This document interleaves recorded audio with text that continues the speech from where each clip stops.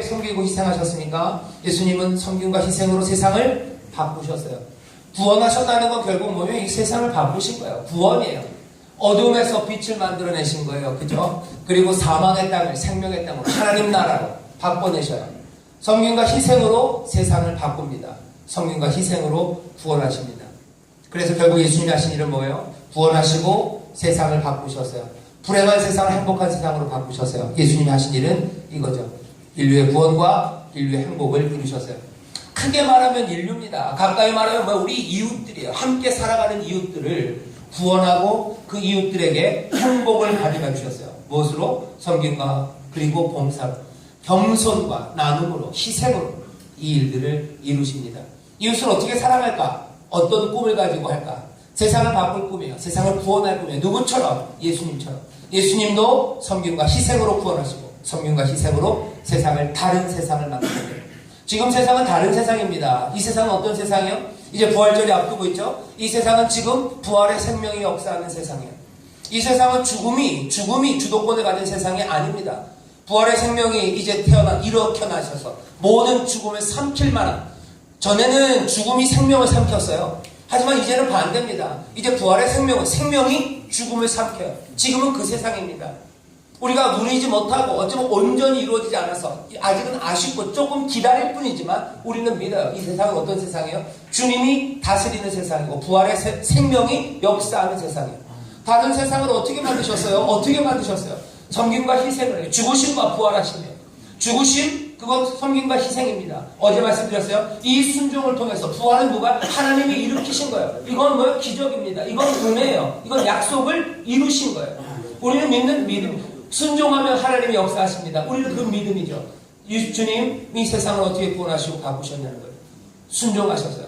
끝까지 순종하셨어요. 그랬더니 하나님이 역사하셔서 구원과 행복이 이루어졌어요. 길은 뭐냐? 여전히 섬김과 봉사, 희생입니다.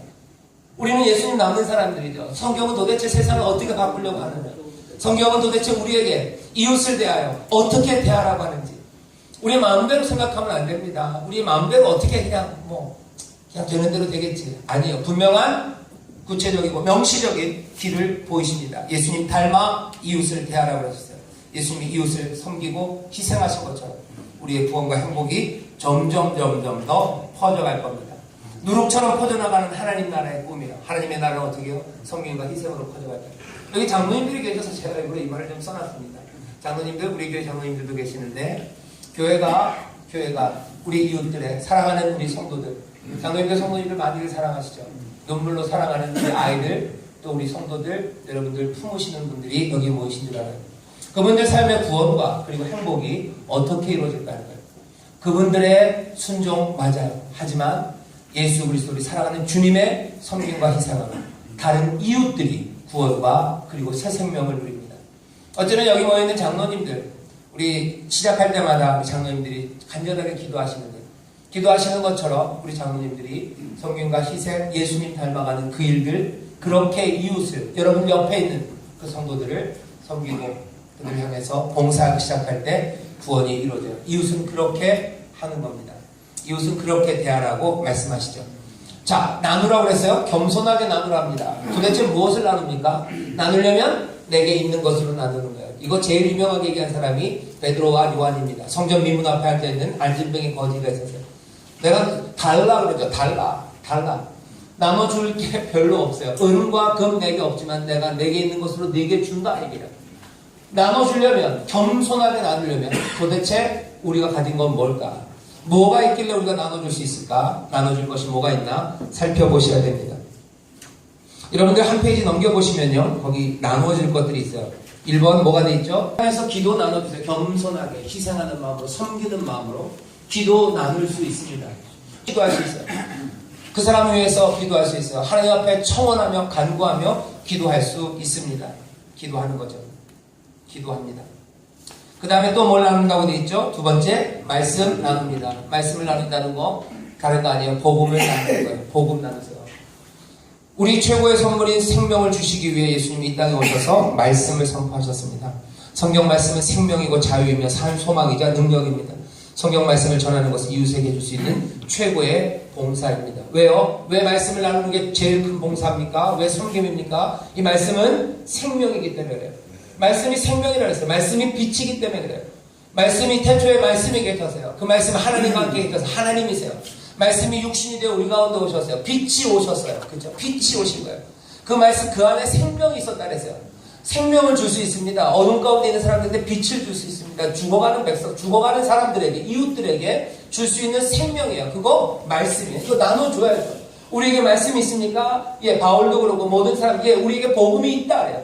우리가 너희에게 전한 말씀, 우리가 너희에게 전한 복음, 그것 전해라. 그거 말고 다른 것 전하면 화가 있을 거다. 얘기하는 바로 그 복음이에요. 그 말씀이 우리에게 있습니까? 있습니다. 이러면 이거 뭐예요? 나눠주셔야 되는 거예요. 이웃에게 전도하는 게 그냥 뭐 교회 부흥을 위해서 아니면 무슨 우리 목사님 면 세워주기 위해서 아니면 내 체면 때문에 아닙니다. 이웃을 사랑하는 거예요. 구원, 변화, 세상을 바꾸려는 꿈입니다. 말씀을 전하는 것, 복된 소식, 복음을 전하는 것이 세상을 바꿀 것을 꿈꾸는 거예요. 여기에 구원이 있을 거고 여기에 몽땅 다 행복하게 되는 새 세상이 열릴 것들을 믿으며 뭐 하는 거예요? 복된 말씀을 전하는 거예요. 이 복된 말씀은 어떤 겁니까? 하나님 우리에게 주시는 약속의 말씀들이요. 또 뭡니까? 예, 성경 치료예요. 성경 치료. 안 웃으시네요? 예, 이거 말씀 전하세요. 하나님 말씀대로 살면 복 받는다 얘기하세요. 우리가 순종하면 하나님이 역사하신다. 하나님이 우리 세상을 바꾸신다. 여전히 은혜로 우리에게 채우신다. 이거 듣지 못하면 누가 믿습니까? 주의 이름을 부르는 사람이 구원 얻는 거예요. 근데 알지도 못하는 사람, 믿지도 못하는 사람 어떻게 부릅니까? 듣지도 못했는데 어떻게 믿습니까? 전하는 자가 없는데 어떻게 듣습니까?